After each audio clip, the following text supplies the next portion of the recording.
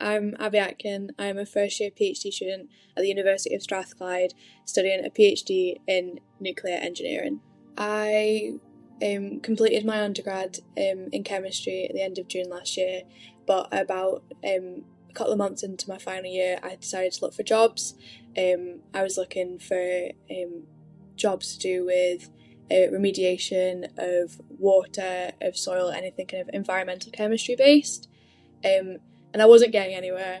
And I one day just stumbled upon an ad for Find a PhD, and I found an advert for a PhD looking at remediation of soil. Had a read through. I thought that sounds really interesting, but it was in the Department of Civil and Environmental Engineering, so I wasn't too sure whether it was a good fit for me. But I sent off my academic CV anyway to the supervisor. I heard back really quickly that he thought I'd be a good fit, and very quickly after that had my interview. But actually at the interview, the supervisors said that they don't think it would be a good fit for me, but actually they had another project they thought would be a perfect fit for me. Looking again, still environmental, looking at remediation, looking at lowering carbon emissions, and that is currently the project I'm studying now. So I've applied through SATURN CDT, so they have a formal inquiry form. So as well as emailing my supervisor within the university, I sent off that as a formal inquiry form, so it went through the official channels of the CDT organisers.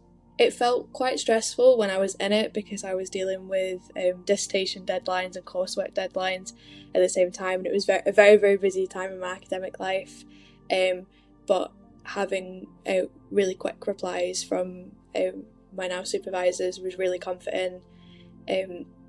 Everything kind of, if I'd sent off an email, I had a reply within a couple of days, and it really put my mind at ease as to whether this is right for me, because I was getting replies back unlike the jobs, but it was very much, as soon as I sent off that first email with my academic CV, it really, within a month and a half, I had the interview and I got the PhD, so it was very, very quick. I had always had it throughout my academic career that you needed a master's to do a PhD. I have just graduated from my bachelor's degree, so any kind of advertising for a PhD was aimed at people doing a master's degree, and I really didn't think it was for me, so I was applying for jobs. But at no point within this process did I feel like that my bachelor's degree wasn't enough. In my interview, I got asked about the research in my dissertation. I did 2 research projects in my final year, so I had quite a lot to talk about, but there was no point where I felt like this wasn't my place. They were interested in the research I'd done before, they were interested in the research opportunities that I'll have in the next couple of years, but I felt completely, this is where I want to be, this is what I can do during the whole application process. I spoke to a few academics within my previous department because I knew they had completed PhDs. I asked them what their big tips were and how to prepare, what should I do.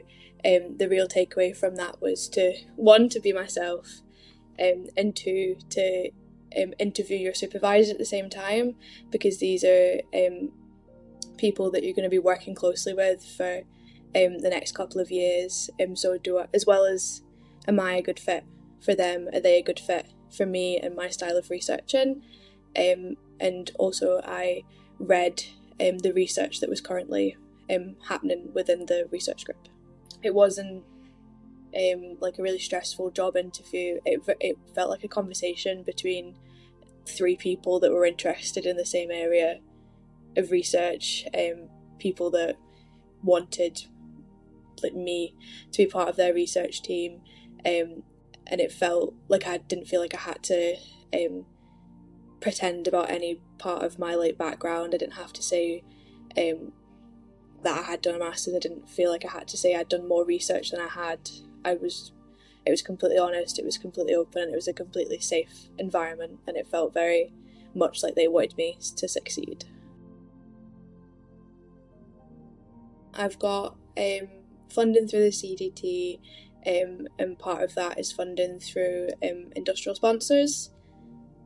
So I have my monthly stipend, and I am covered for when I go on trips that are funded by my industrial sponsor. They'll invite us to at least one site visit a year, and then that's paid for by them. And at any time we need to travel for a CDT event, because the CDT is based at University of Manchester, so I've been down to Manchester a couple of times in the past few months. That's all been funded by the CDT, separate of my budget.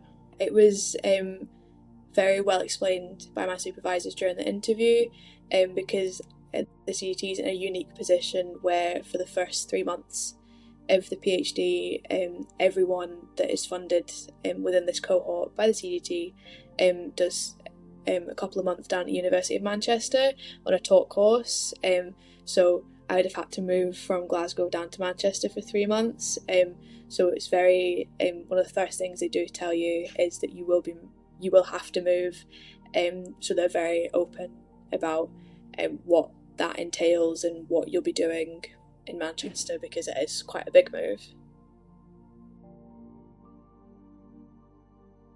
Just do it. If you see one that you're interested in, it's no harm to yourself if you've already got, you're most likely to have a CV already prepared. Just send it to the supervisor, explain yourself. If it's a project that they've prepared for themselves, this is work that they care about, this is work and research that they would like done, so they want people to do it. They might not have people applying, you might be the only applicant, you might be one of 10, but you're not going to know unless you apply. So just send the CV, send the initial email, because once that ball gets rolling, you will get a project.